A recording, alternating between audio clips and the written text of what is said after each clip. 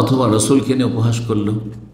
হ্যাঁ, রসুলকে নিয়ে ব্যঙ্গচিত্র করা এবং রসুল্লাহ সাল্লামের কোৎসা করা, রসুল্লাহ সাল্লামের নেগেটিভ কোনো কথা বিরূপ মন্তব্য করা। যেমন ইসলামের শত্রুরা যারা কাফেরদের এজেন্ট হয়ে কাজ করছে, মুনাফিক মুসলিম সমাজের এরা, আর যারা জন্মসূত্রে কাফের তারা তো কাফের। যদি কেউ এসব নিয়ে আল্লাহর একটি বিধিবিধান নিয়ে কেউ যদি উপহাস করে, মুনাফিল লেহাজাল, এই মৌলিক নীতিমালার পরিপন্থী। মৌলিক নীতিমালা কি?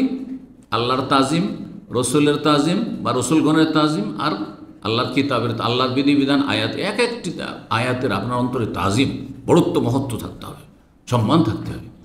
যদি আপনি ঠাট্টা মজাক করেন কোনো কিছু নিয়ে, তাহলে এটা তার পরিপন্থী, বিপরীত বিষয়। এটা কেমন হয়? আপনি বাপকে সম্মান করেন আর বাপকে নিয়ে আপনি উপহাস করবেন? আপনার বাপকে নিয়ে, মাকে নিয়ে কেউ উপহাস করে, আপনার বাপ মায়ের পোশাক নিয়ে কেউ উপহাস করে, কত কষ্ট পাবেন চিন্তা করুন তো দেখি। আপনার ভূমিকা কেমন হবে চিন্তা করুন তো দেখি।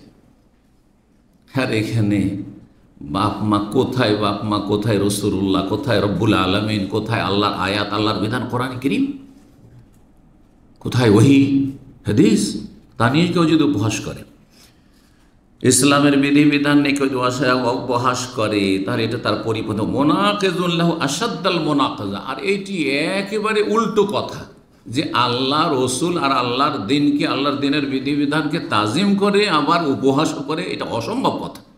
যেমন আগুন পানি জমা হয় না, একত্রিত হয় না, ঠিক তেমনি একজন মানুষ বলে আমি মুসলিম, আবার সে আল্লাহ বা রসুলকে নিয়ে বা আল্লাহর দিনকে নিয়ে, আল্লাহর দিনের কোনো মাসলা মাসাইল নিয়ে উপহাস করবে, হইতেই পারে না, জমা হইতেই পারে না। দুটো একটা থাকলে আরেকটা থাকবে না। যদি সত্যি ইমান থাকে তাহলে উপহাস থাকতে পারে না, ঠাট্টা মজাক থাকতে পারে না। ঠাট্টা মজাক থাকলে তাহলে ইমান নেই, কাফের। ইমাম শাইখুন বাজ রাহিমাহুল্লাহ বলছেন, ওয়াকাদ আজমাল উলামা ও কাতিবা। কথাটি কোথায় রয়েছে? ইমাম আব্দুর রহমান সাদির তার কিতাব তাফসীরুল কারীমির রহমান, 342 পৃষ্ঠা আমার অফিসে তফসির আছে। এবং আমি যখন ধারাবাহিক তফসির করেছি, তো সেই তফসিরটি আমার সবসময় আমার অধ্যয়নে থাকত। জি, সেটা থেকে অনেক সময় অনেক কথাই সেই তফসিরগুলো তো আমি পেশ করার চেষ্টা করেছি। অনেক গুরুত্বপূর্ণ তফসির, তবে আরবি ভাষাটি খুব স্ট্যান্ডার্ড ভাষা।